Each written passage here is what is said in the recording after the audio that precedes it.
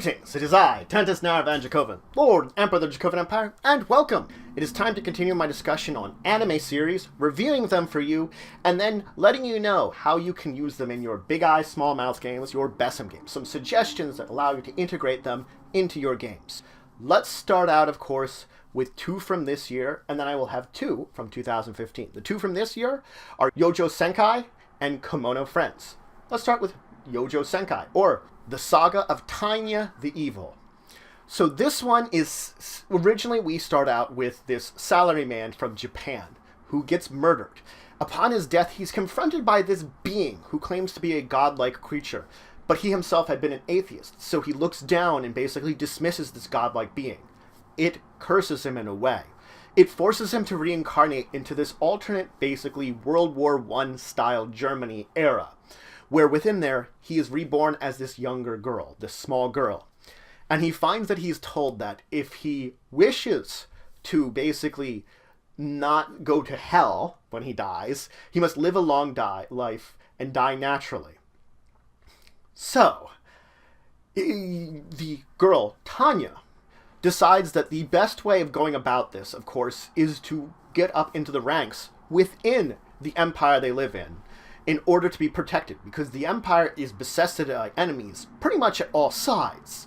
So the threat of death is pretty real within the country she was born within, or reborn within. But she finds herself to be a very powerful magic user, so she joins the military in hopes of effectively defeating the enemy. Victory for the country is one thing, but getting position and getting prowess within the army is more important than anything. So she joins the military, of course, and goes through the ranks. She is described as a monster within the guise of a little girl, because she puts rank and advancement above everything else, even her own troops. But she's an efficient soldier and a incredibly strict leader. Now, this means it's a military anime. It's based around this military structure and the idealisms of military structure, keeping sound within orders and ranks and things like that. Also, very similar and very close. It's a war. They're at war within it. They're constantly, almost seemingly at war with all these enemies, having victories against them, battles against them, with deaths and on both sides and terrible things going on. It's also magic-based, because it has this idealism that it's a world with mages, with magic users that are being sent to the battlefield alongside the military technology that would be considered World War I. Now, I rate this one a 5. I do enjoy it quite a lot, and I would recommend it. It's a very interesting series. Now, if you're using this in a BESM game, I would recommend you give your players 500 points. They're going to be under the command of Tanya. They're going to be mages under her command and effectively fighting side by side with her within the war.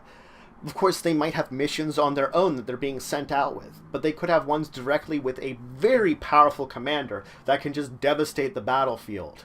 The ideal will be that they will be dealing with their military lives while being almost constantly at war, being sent to war zones, getting into battles, having various missions, perhaps rescuing certain troops or eliminating certain groups of troops, maybe leading an offensive against an area.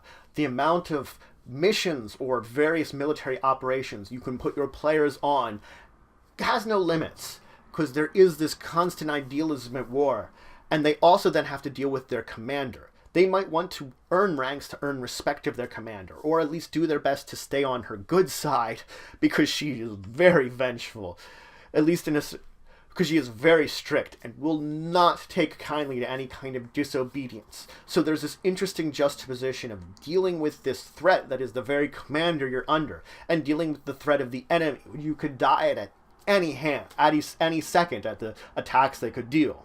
Now let's talk about Kemono Friends. It focuses around this massive zoo called Japai Park. Within it are all kinds of animals that are just there, maybe near extinct animals, mythical animals. The creatures that live there are far and wide, unusual, and interesting. But something has occurred there. The volcano has put out this mysterious sand star, which has transformed all of the animals in the park to anthropomorphized girls that are then called friends.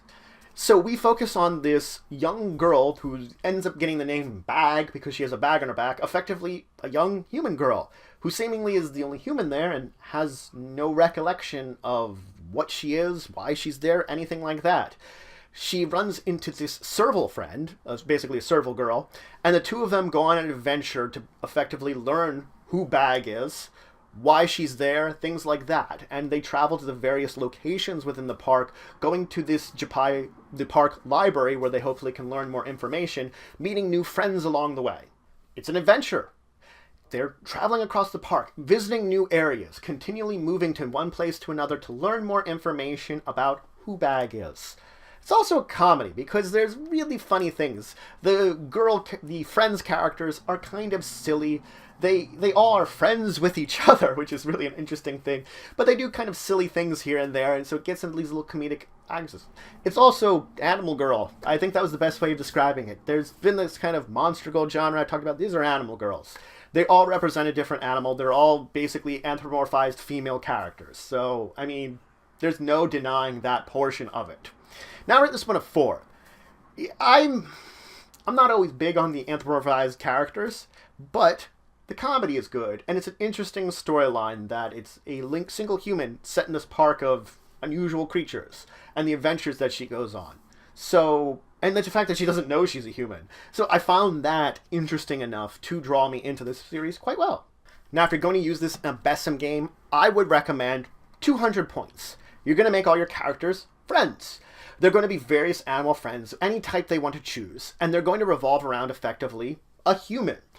It will be similar to what Bag is, a human that has no idea they're a human, and you're a group of friends which are effectively accompanying her on her journey across the park to learn who she is, learn why she's there, learn why they don't really know about any other humans, things like that. Learn the mysteries of the park, and they're going to go on in various adventures, meet other friends, while deepening the bonds they have with each other and having fun, kind of little comedic situations all along the way. Now let's move on for the 2 from 2015 I want to talk about. Magical Girl Lyrical Nanoha Vivid, and of course, Hello Kiniro. Let's start with Nanoha Vivid. So this is sent as a sequel to the Nanoha series, at least the last one had come out before then, where we're taking place in the future, where Nanoha at the end of it had effectively adopted this young girl, Vivid, effectively the reincarnation of a sword kaiser, a powerful person set in their universe. So she ends up being a 4th-year elementary student, and while in this year, she gets her intelligence device, which allows her to take an adult form, but also to master her magic a lot more, called Sacred Heart. So she ends up meeting Earnhardt, another basically descendant of a sword kaiser, and Earnhardt wants to basically prove that her version of mystical art, so the basically combination of magic and martial arts, is better than Vivid's. So it ends up with this kind of competition between the two of them, draws Vivid and her friends into this tournament circle to compete against Earnhardt and more other basic people that are using various magical skills in more combination of more martial and battling it out. So it's really a martial arts tournament, yet it's more magic based, which is very interesting because you do have people that do things like summon golems and fight with those. So it definitely does have this step back from direct combat fighting. It's more magic arts, I would call it. Very interesting. And that's how it differs from the last one I talked about set in the universe, the technical sequel to this, Vivid Striker. Because that one focuses more martial arts. This one focuses more on the magical, I feel. That's why, for its genres, I would call it a magical girl. They do kind of have transformations as magical girls. They use magical powers. So, of course, it's magical girl. I'd call it more adventure than action because they do travel to interesting places occasionally. They do have this idea that it's an adventure going into these various events that they're going into, joining with the tournament, having their little fights here and there, learning more about their own magical powers. I'd also call it a tournament one because there is a big chunk of the series, the last couple of episodes, that's revolving around this idealism of a tournament. So it does fill up a huge piece of the series itself, so it kind of fills up itself as a genre of its own. Now I rate this one a 4. It's an interesting series, and my take on it is it's not a bad series because it's an interesting take on a combination of martial arts and magical girls, which is not something you see. That's why it kind of interests me, because of the nature of how it sort of aims within the series. Now, if you're using this one in BESM game, I'd recommend 350 points. You're going to make a group of students who are basically each mastering their own magical abilities while living in this world and going to school. So you'll have this juxtaposition of some of their school life, getting along with each other, and then training at their magical arts, perhaps diving into tournaments. Maybe there's some kind of NPC that can cause them to move into the tournaments that they didn't initially want to. But when one of them goes, the rest of them might follow their friend to help them out and to basically support them in their adventures into this tournament circus of basically battling it out against various people that master magic. They'll probably be in the younger age categories because there are various age categories there too from the information provided about the tournament circuit. So we'll focus on their magical combat abilities, whether it's more unarmed and channeling magic through that, or summoning something like a golem, or using other kinds of spells. It'll focus on channeling that magical ability into basically learning to use it for more defensive or / combat needs, but even diving deep into that tournament aspects of it and competing in the tournament itself for maybe a little bit of glory, but more to show that they are not necessarily the one that's being a pushover. They might have their own reasons for joining the tournament that you can use from being more selfish to not. Up to your players a little bit there. So let's talk about the last one, Hello Kiniro, technically Mosaic, which is the second season of it. But there have been 2 seasons of this one. We meet Shinobu, a high school student who 5 years ago had done basically a exchange program in England. She is a big fan of Western culture, and she met a blonde girl there named Alice that she became fast friends with and liked a lot. But at this point in time, she receives a letter from Alice. She's coming to stay with Shinobu in Japan, because just as much as Shinobu is obsessed with Western culture and enjoys blonde girls, just likes them in general, Alice loves Japanese culture and kind of likes Shinobu. So it ends up that Alice comes and lives with Shinobu, and they begin to go to school together. And then we get into the circle of Shinobu's 2 friends, Aya and Yuno.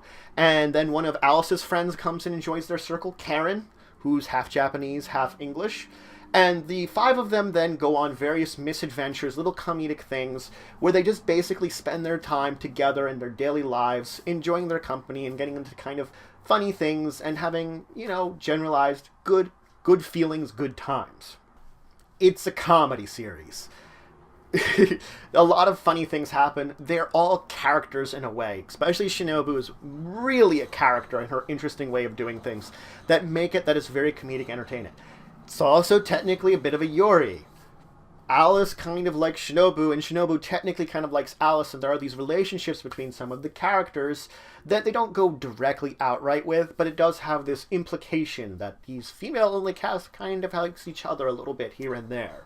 So there is that essence to it, without being directly head on the nose, which is actually something a little better sometimes. You want it feels more lighthearted, as I said.